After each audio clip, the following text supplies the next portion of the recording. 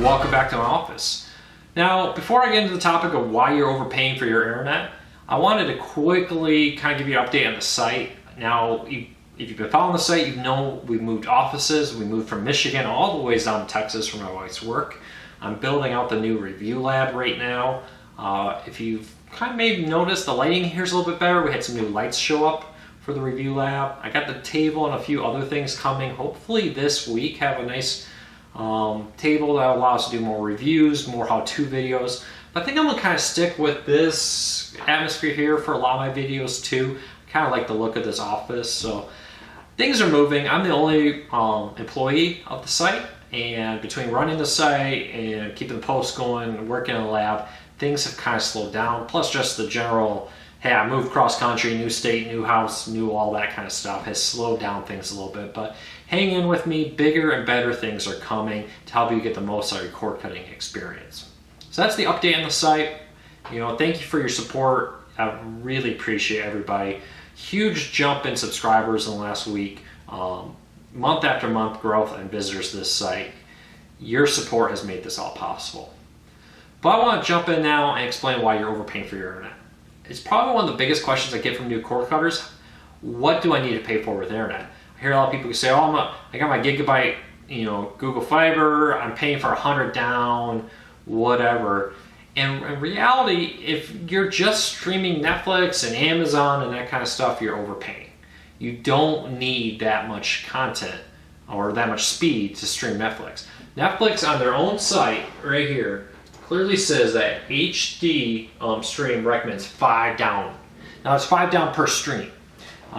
There is kind of a joke, it's a bunch of tubes, but there is a little bit of a truth when it comes to your house that the pipe size matters. So if you have, let's say, the max Netflix plan of 4 streams at once, that's the max they allow at once on the plans.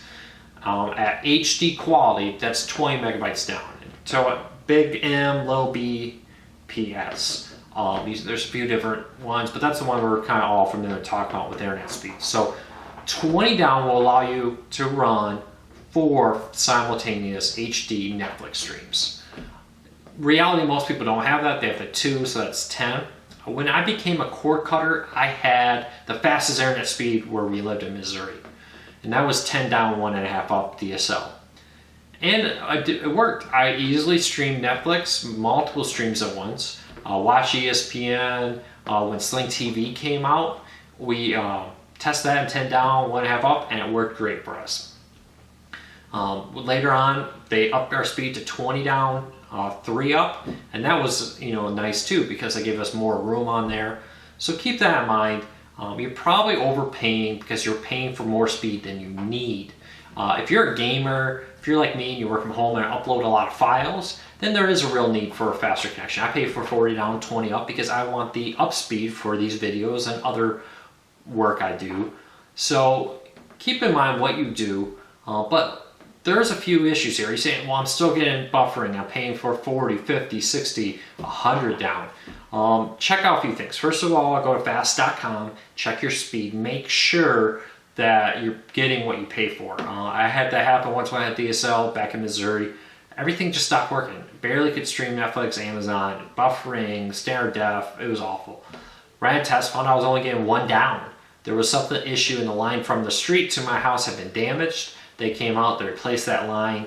Everything worked great again. So that should be the first thing you check. If that's not the issue, are you on Wi-Fi? And how old is your Wi-Fi router? Especially if you have the old G. That's a pretty old standard, not really meant for streaming. I recommend an AC router.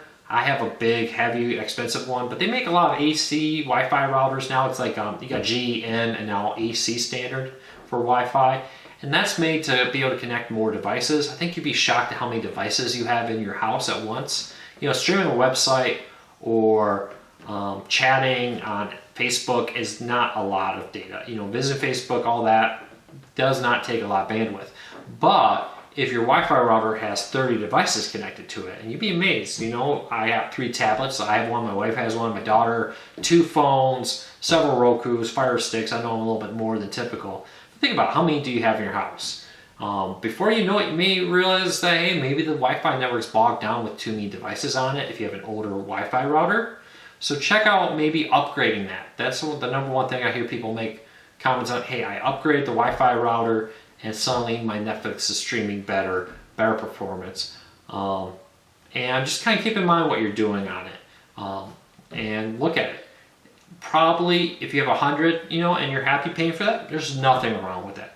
But you don't really need that to just be a streamer and a cord cutter. Netflix, Amazon, Hulu, the most intensive speed requirement is 4K. If you're somebody who really is downloading or streaming 4K content through Netflix, they recommend 25 down.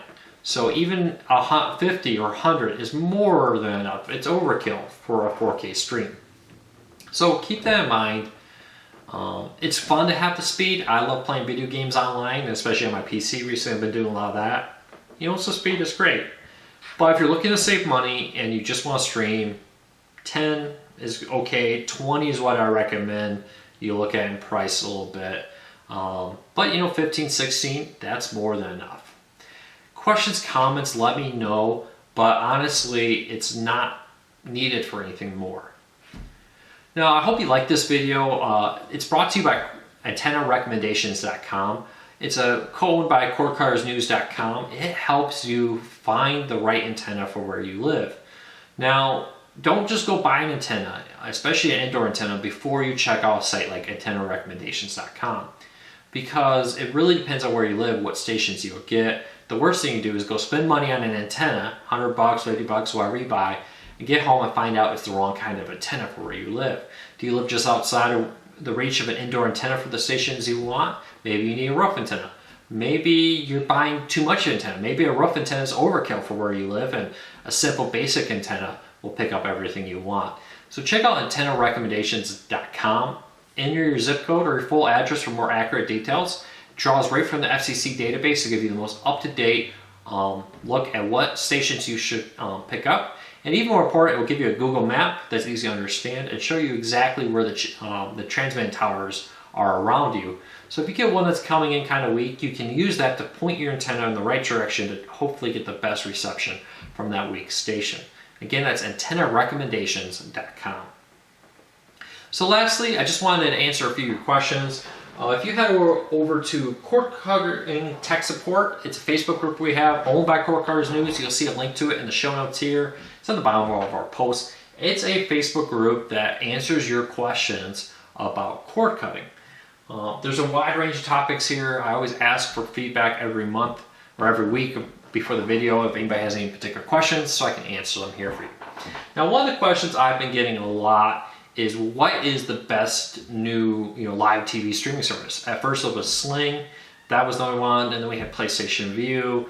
Now we have FS, the new streaming one out there, FSN TV Now, that brings you all kinds of options to watch a live TV without the need for a cable contract. And there's even more. DirecTV, Hulu, YouTube are all in works, and regional cable providers are starting to offer Comcast, Charter, the list goes on.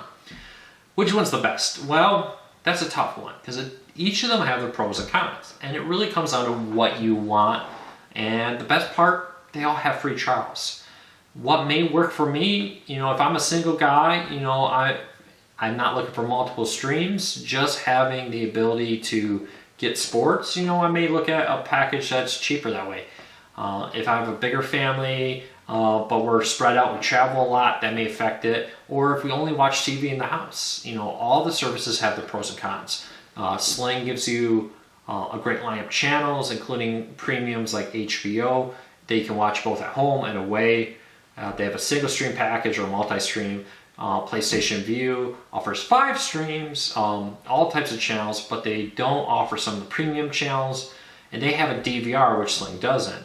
And the new comparator, SFN TV Now, is 5, but it's 5 devices. So if you have multiple people in the house, it's up to 5. It starts with 2. You can add 3 additional streams for a few dollars a month, but it locks it to the device. The benefit to that is I can take it on the road with me, or I can watch it at home, but it's only 5 devices. So you have a big family that wants it on 6 or 7 devices, but they never watch them all at the same time. That's a drawback. They all have pluses and minuses. All these limitations really come from the contract deals they can come up with the content owners. I'm sure they will all love to just say, hey, we'll give you everything, however you want to use it, wherever you want to use it, great, just pay us. Unfortunately, content owners want the ability to resell it to other people also, so that creates an issue. But we hope, that kind of clears it up. It's tough. I can't give you a perfect answer on that question. I get it all the time. What is best? And the question is, you have to tell me what you're looking for. What do you want? They all have different channels. Some have HBO, some don't. BBC America just came out with a new one. Fox News is on PlayStation Vue, but not Sling. CNN is on others, but it's all a mess. But it's choice, it's options, and it's what cord cutting is about. You have options, you have choices. As time goes on, they're only going to get better, but you need to do research. Take advantage of their free trial. Keep an eye open. They all have at least a week to try it out, and it doesn't hurt. You have nothing to risk to try. So if you have questions, next week come back, leave a comment on the cord cutting tech support group, like us on Facebook, like us on Twitter. We're going to do our best to help you get the most from your cord cutting experience.